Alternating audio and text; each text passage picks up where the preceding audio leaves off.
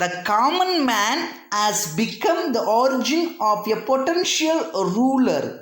ஒரு common man என்னவா வந்திருக்கான்னு பார்த்தீங்கன்னா ஒரு சிறந்த ஒரு பொட்டன்ஷியல் ரூலருடைய தோற்றமாக அவன் இப்போ மாறி இருக்கிறான். The duty today, the responsibility today of the universities. ஓகேவா, யூனிவர்சிட்டியோட ரெஸ்பான்சிபிலிட்டி என்ன, அவனுடைய டியூட்டி என்னன்னு பார்த்தீங்கன்னா is to fashion out of him. ஓகேவா, it should bring out the potential of a common man. Common மேனுடைய பொட்டன்ஷியலை அது வந்து பிரிங் அவுட் பண்ணணும், வெளிக்கொண்டு வரணும். எப்படின்னா as an individual fitted and equipped for the task of making democracy fruitful and effective.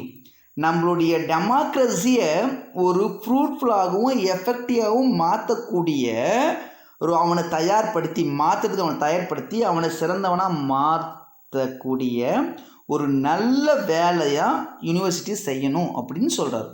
ஓகேவா, ஒரு நல்ல சிறந்த சமூக டெமோக்ரஸியை மக்களாட்சியை உருவாக்குறதுக்கான ஒரு நார்மல் பர்சனை தயார்படுத்தக்கூடிய டியூட்டி ரெஸ்பான்சிபிலிட்டி யூனிவர்சிட்டிஸ்க்கு இருக்குது அப்படின்றாரு.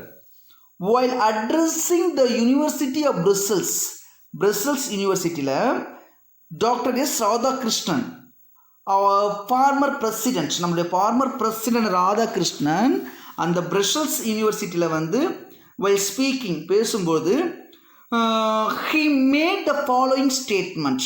Okay, he spoke some valuable thoughts about our democracy. நம்ம டெமோக்ரஸி பற்றி ரொம்ப முக்கியமான விஷயத்தை சொல்லியிருக்காரு. for its மீன்ஸ் நம்மளுடைய டெமோக்ரஸி, நம்மளுடைய ஆட்சி. for its proper functioning, democracy requires more qualities than other forms of government.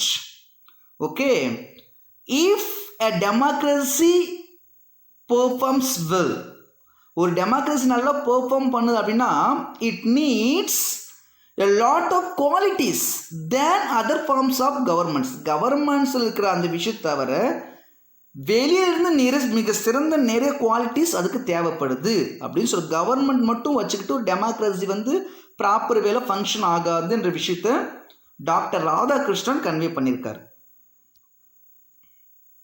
It is in the universities. In previous paragraph we studied that it needs more qualities to lead a good democracy. Okay, so we can get all good qualities from the universities, that we can develop the true spirit of democracy. From where? From the universities only. எங்கிருந்து நம்ம develop பண்ண முடியும்னு பார்த்தீங்கன்னா ஒரு true spirit of டெமோக்ரஸியையும் appreciation of others point of view. Okay, மற்றவங்களுடைய point of வியூவை appreciate பண்ணுறதையும் ட்ரூ ஸ்பிரிட் ஆஃப் டெமோக்ரஸியும் adjustment of differences through discussions, விவாதிக்கிறது மூலமாக இந்த வேறுபாடுகளுடைய அட்ஜஸ்ட்மெண்ட்டை நம்ம தெரிஞ்சுக்கிறது எல்லாமே நம்மளுக்கு எங்கேருந்து கிடைக்கும்னா யூனிவர்சிட்டிஸ் தான் கிடைக்கும். True spirit of democracy, appreciation of others point of view and adjustment of differences through discussions. From where we can get all these qualities means from the universities only. Okay, it can be kept healthy and strong. இது எல்லாமே எப்படி இருக்கணும் பார்த்தீங்கன்னா it should be kept healthy and strong by the exercise of individual responsibility and judgment. ஒரு individual தனி மனிதன் தன்னுடைய கடமைகளையும் தன்னுடைய எண்ணத்தையும் அவன் வந்து புரிஞ்சுக்கும் போது இது ரொம்ப ஹெல்த்தியாகவும் ஸ்ட்ராங்காகவும் இருக்கும் அப்படின்னு அவர் ஃபீல் பண்ணுறாரு. Okay, in universities we have to recall the struggles of the past. The struggles of the past time உடைய struggles நம்ம ரீகால் பண்ண முடியும். And realize the perils means dangers and possibilities, the challenges and opportunities of the present. Past time உடைய struggles recall பண்ண முடியும்.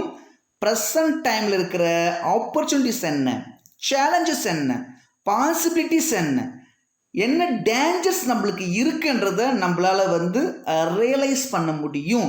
எங்கெல்லாம் இந்த நம்மளுக்கு குவாலிட்டிஸ் கிடைக்குன்னு பார்த்தா only in the universities. Okay.